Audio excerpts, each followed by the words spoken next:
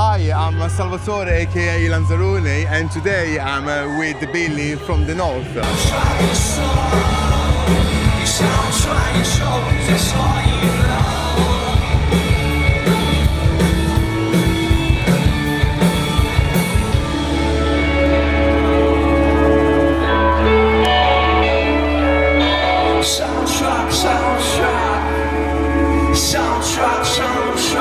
Hi Billy, how are you doing? Very good. All the better for seeing you. I've just seen you at the Market Stage at Track Festival, and you absolutely smashed it. Thank you. It's the second time I saw you, and I think this time was Where was the absolutely. first time? The first time I was in Southampton for a So Young event, Sick. and now here at Track Festival, celebrating an amazing band. Thank you. How was it for you to play here? I was not expecting to have that many people there, I'll be real. We were all like, I don't know if it's too big, but it felt completely right, which was it was really special to be fair. The crowd, seemed to react very well. How did you think it went? I think it went, couldn't really be happier, to be honest. Are you gonna stick around for the festival, or are you gonna? We're gonna be here for a couple of hours, and then we got to shoot off to Latitude. Oh, amazing! Yeah. So this was the first festival of the season. First festival, yeah. Oh my God, have you got a few more coming up? Yeah, we're doing. We're very lucky to be doing quite a few, which is exciting. Yeah, that's exciting. Yeah, and this is the best time of the year to see, a band like yours on a festival stage. Yeah, it definitely feels a lot different from a normal gig in some ways. Yeah. During your set, you hinted like a new song, and that you're gonna release it soon. Yes. Can you tell us a bit more about that, or is it all like kept secret? I love to. I can tell you a bit. It's called Wallow. I can't say when it's coming out, but soon. Yes. Yeah, it's always soon.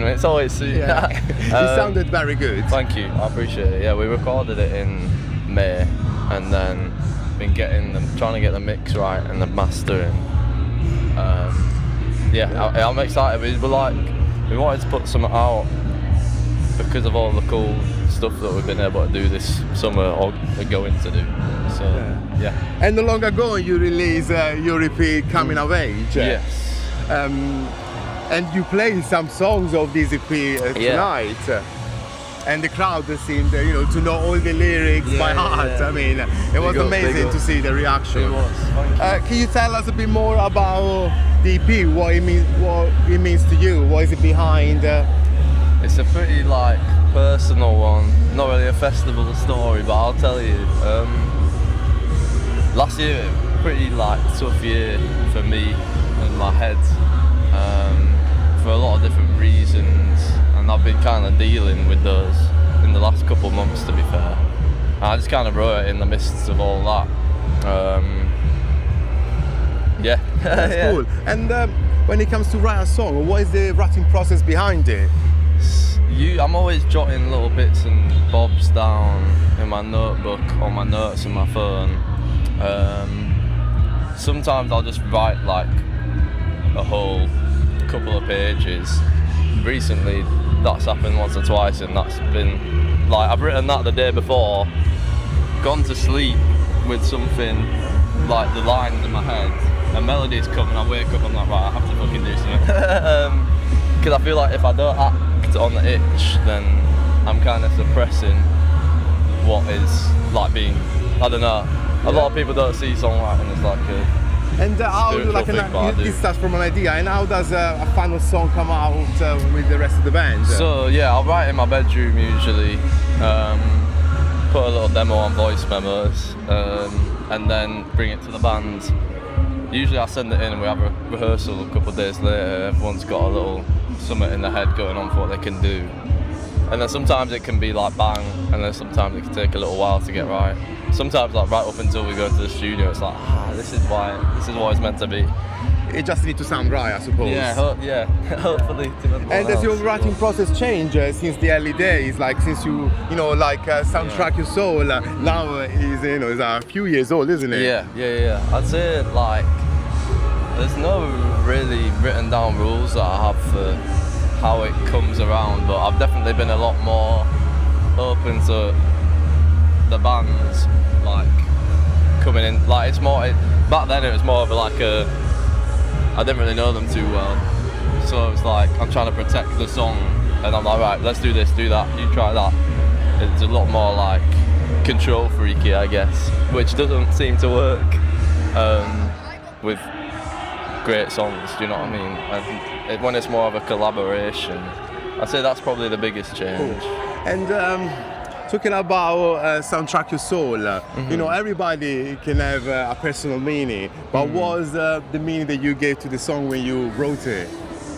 I had the riff for ages, but I couldn't think of any lyrics. I was kind of stuck, and one day I was just walking. I usually walk with music on, but I didn't have any. I was going to the train station, and the line just hit me. I was like, ooh, there's something there. Wrote it down. Then on the entire train journey, I think I was going to see, might have been going to see someone, and then it was a ram train, and I was sat on, like, you know where you're meant to put your suitcases, I was sat on there just like writing it down on my phone, and then, yeah, that's the story. The meaning wise, I think it was just like more of an observation than a personal meaning. Any song that would be like the soundtrack of your life so far? My life so far? Oof, that's a good question. I do really love Heroes by David Bowie. I feel like I've heard that since I was a kid. It's kind of grown up with that. Soundtrack of my life so far. It's a very good question. I mean, that is a very good answer, to be fair. Oh, thanks. You know. It's a beautiful song. I'm trying to think of another one, but. And as any artist, you just mentioned David Bowie. Any artists in particular that you think have influenced your sound? Totally, yeah. We've like completely ripped off bands like from the 90s, like Dinosaur Jr., Sonic Youth, and then bands. I feel like it's more songs really than a total catalogue for us. We've all got like different input from songs, and no band that there's usually a band that a band goes back to. It's not really like that too much, but the ones where it's been like songs that have been important to us, Teenage Riot, Sonic Youth. I mean, to be like fair, a banger. Yeah, it's just like that guitar riff is insane, and the tones and the melody. Collectively, Sonic Youth, Title Fight, Sean really likes Block Party. I really like a lot of like singer-songwriter stuff, like this guy. Yeah. Oh, by the way, I feel like the influence is people's work ethic. That's what I read a lot of, like autobiographies and biographies, and finding more about a person's like you've just asked about the writing process and stuff, and just how they live their life is also a big influence, I think. The Cribs. Yeah, I wish that when you get asked, your mind is literally like. Yeah, I saw them last night supporting the Maccabees, and they were wicked. And I'm looking forward to see them again later. later. Playing tonight, right? Yeah. I'm hoping we're able to stay around. You can catch them as well. Yeah. We saw them on Monday, and watching it from the side of the stage was like. I was supporting them. It was a moment for sure. I don't know if I enjoyed watching them more than playing, to be honest. I think I might have done. But it was great.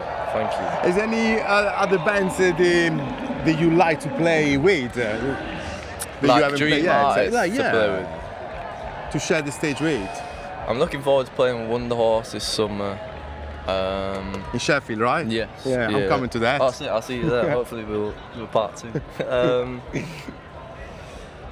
I'm trying to think dream artists to support. I would love a Sonic Youth reunion or a Title Fight reunion. Hop on that, that'd be sick. Yeah. I mean, hopefully, I hope that for you will happen one time. Thank you very much. Yeah. If it does, you'll be there. Going back to your EP, I've noticed that every time you play in a different city, you drop like a copy of a vinyl here and there. Have you dropped any copies in your truck? We forgot to bring them. We were gonna do them, man, and then next time maybe Latitude. Yeah, well, I think maybe Kendall, Leeds Festival. Definitely for the next run. Yeah, I'll try and remember at least. I've tried to remember this time, but mind went blank. And taking a step back, can you tell me a bit more how the band came together and how you guys met? Saw Kobe, our guitar player, playing on TikTok, he was just doing like Stone Roses cover like all the time, and like Smiths and stuff. And they're another two influences. Met Kobe on TikTok. Sian, I saw her playing her first ever gig in this bar where I also played my first ever like set on my own, and asked her to be in the band, and then she's been in the band since. And then yeah. And you always gone by the name The North? Always. Okay. Yeah, I've like tried to think of anything that sticks more in terms of meaning, but I'd be lying if I said that. And how did you come up with the name? Is it because you're from Leeds? No, I'm actually not. I was born down south. Oh wow, I'm yeah. impressed that you're not called South. Well, here we go. I was born down south. One day, my dad was at work. My mum took me and drove up north to a place called York, where we lived for 6 months, and then she got a job in this place called Scarborough. That's where I grew up, and then moved to Leeds to start the band, pretty much. Well, try and find people. But yeah, the name comes from that one decision that can completely change someone's Well, entire thanks for life. confirming it for me. Yeah. And finally, what's next for The North? Festivals, new music this summer. We're going in to record some more stuff in September, and we got a tour at the end of the year as well. I think we're announcing some more dates on Monday. And the tour, by the way, is already sold out, which it is. it's Thank amazing. you to anyone that's bought a ticket. Okay, thank you very much for your time. I really appreciate it. And I'm looking forward to see you soon. I'll see you soon. I'll definitely see you at Sheffield. Take care. Cool. Bye-bye. Thank you.